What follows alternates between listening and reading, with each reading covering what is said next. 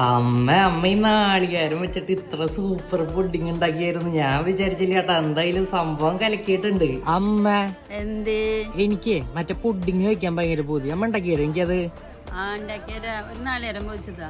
നാളികേരം എന്തിനാ? നാളികേരം വെച്ചിട്ടാണ് ഒരു പുഡിങ്. അന്നതത് ഇപ്പൊ പൊതിച്ചു തരാം. നമുക്കിനി നാളികേരം ശരിക്ക് പിഴിഞ്ഞ് പാലെടുക്കണം. അപ്പൊ നമ്മള് പിഴിഞ്ഞ് വെച്ച നാളികേരം പാലിന് കുറച്ച് വേറെ പാത്രത്തിലോട്ട് അതിലേക്ക് 2 ടീസ്പൂൺ കോൺഫ്ലോർ കലക്കാം. ഇനി നമ്മൾ മാറ്റി വെച്ച നാളികേരം പാലില് 2 ടീസ്പൂൺ പാൽപ്പൊടിയും കൂടിയിട്ട് തിളപ്പിച്ച് വറ്റിച്ചതിനിടയിൽ 2 ഏലക്കയും കൂടെ പാല് തിളച്ച് വന്നിട്ട് ആവശ്യത്തിന് പഞ്ചസാര. ഇനി നമുക്ക് ഈ കോൺഫ്ലോർ കലക്കി വെച്ചതും കൂടെ ഇതിലൊഴിച്ച് നന്നായി തിളപ്പിച്ചത്. ഈ പാകമാകുമ്പോ നമുക്ക് പാത്രത്തിലേക്ക് പകർത്താം. ഇതിലിട്ട ഏലക്ക ഞാൻ എടുത്ത് കളഞ്ഞിട്ടുണ്ട്. ഇനി നമുക്കിത് പാത്രത്തിലേക്ക് ഇതൊന്ന് ചൂടാറുമ്പോ നമുക്ക് ഫ്രിഡ്ജിൽ 3 മണിക്കൂർ. അപ്പൊ നമ്മുടെ പുഡിങ് നൈസിൽ കഴിച്ചു നോക്കിയാലോ നമുക്ക്. ഈ ഭാഗത്തൊക്കെ ഒന്ന് കൊട്ടിയപ്പോ ഇത്തിരി ഷേപ്പ് പോയി എന്നുള്ളത്, വേറെ കുഴപ്പമൊന്നും അലിഞ്ഞു പോവും. സൂപ്പർ.